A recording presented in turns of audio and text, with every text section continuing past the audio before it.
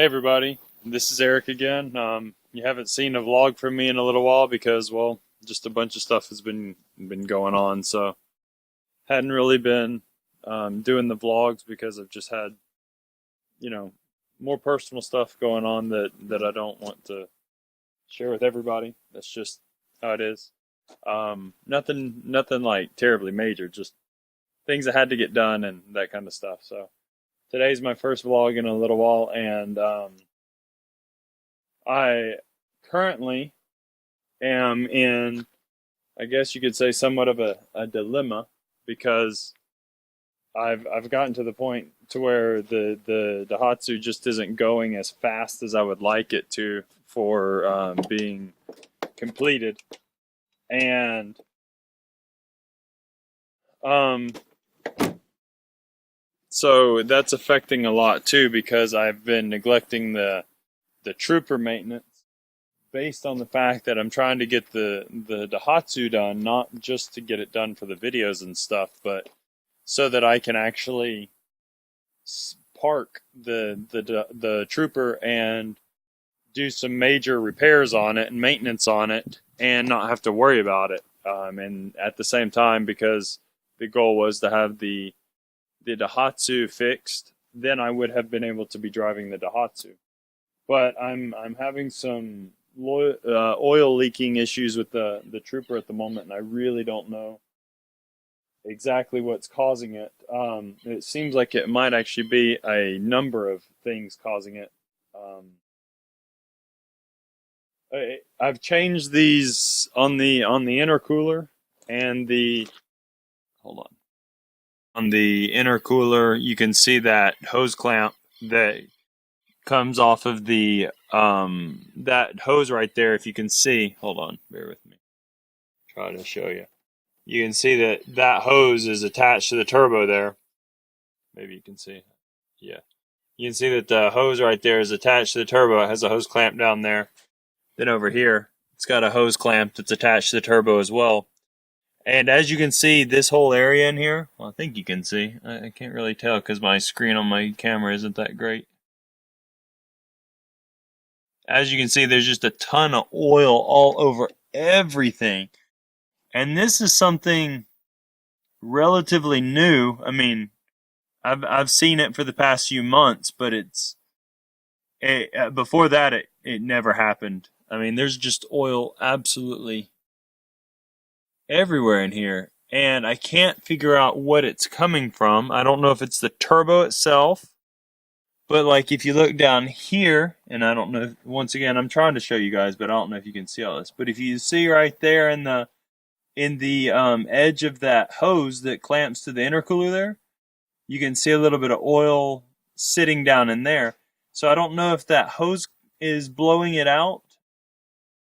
I don't know if it's being blown out from around that hose or if it's actually being blown out from somewhere else and settling on that hose. That hose clamp is brand new. I just replaced it like a month ago, 2 months ago maybe.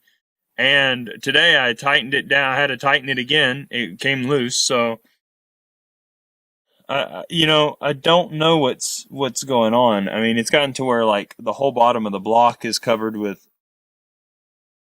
oil down there as well, which not really my favorite thing to see. And it's leaking oil quite profusely on the ground as well. Let me show you. For instance, right here in the grass, you can see the spots of oil. And the whole ground is just littered with it. As you can probably see right there, it's just, I mean, littered with these spots of oil off the truck, and I don't know where it's coming from on the truck itself. Back of the block is also covered with oil, so I thought, well, maybe it's the rear main seal, and it still could be. But I've also got this oil from, as I showed you in the engine bay around the turbo and stuff. So I know that there's some kind of oil issue with the turbo itself. I just don't know if it's the actual turbo seals or if it's the hose clamps not holding tight or if it's the seal from honestly I don't know. If you have any suggestions of what it might be, let me know. I got to figure out something. I just really don't know what the cause of this is at the moment, and it's kind of frustrating. Because I'm trying to do the best that I can to keep this truck running. I've got to do an oil change on it, but honestly, I don't want to really change the oil until I get the oil leak fixed because it'll just be a waste of good oil. And I'd rather just keep putting a little bit of oil in at a time until I get it fixed, and then do a good oil change on it. So I'll just have to see what I can do. I've also got fix this here because I had to make a makeshift work due to having adapted in a what's it called at one point, a high flow air filter, and then I had to change it back. And of course this air box doesn't go with this truck. This air box actually came off of a Holden rodeo, or a Chevy Love, as they called here. Like that one that you see in the background has the same airbox on it. So this doesn't actually go with his motor. It's just what they put on there when they did this install. And this thing is just so pieced together. Another issue with this whole thing is that when I had my friend help me do the motor install, he was so pressed for time that we actually didn't end up doing it the way that I wanted to. He just did it the way that he wanted to. And now I'm the only one I have to basically change my own oil every time because the transplant of the 2.8, the 2.8 motor, the 4JB1T motor that I have in here, the Isuzu motor. The motor mounts on the chassis aren't aligned with the motor mounts on the motor, so there's an offset adapter. And that offset adapter requires that you use a kind of jacked up looking exhaust outlet, J pipe, or down pipe if you want to call it that. And then the problem with that is that it passes right next to the oil filter, so nobody can change the oil without taking the first little segment of the exhaust off. So none of the service centers will do the oil change. And anyway, I prefer to do the oil change myself. The problem is when I run out of time, it'd be nice to have somebody else be able to do it, and they can't, or they just won't because of the work that's involved, and they don't want to get into all that. So at the moment, I'm just kind of stuck. I've got to figure out what I'm going to do, and then I'll go from there. It's just a bunch of little things that have been adding up over some time now. So that's what's going on with me at the moment. And I've got to run to Port de Mont, but it's getting late, and I don't think I can get to the stores before they close for lunch because of this, that, and the other. And I don't know what I'm doing at the moment. Is the answer there? I just don't know. I know my tone of voice may sound negative, but I'm not really being negative. I'm being pensive because I'm just trying to figure out what I'm doing. That's the thing. It's just life. Honestly, it's just life and how it is here. So I'm just trying to figure out what the best thing to do is. And I guess, well, see, that's the problem. What do I do? I can't afford to park the Trooper. It's the only vehicle we have running. But yet, if I work on the Daihatsu, then the Trooper gets neglected. So, fun. What do I do?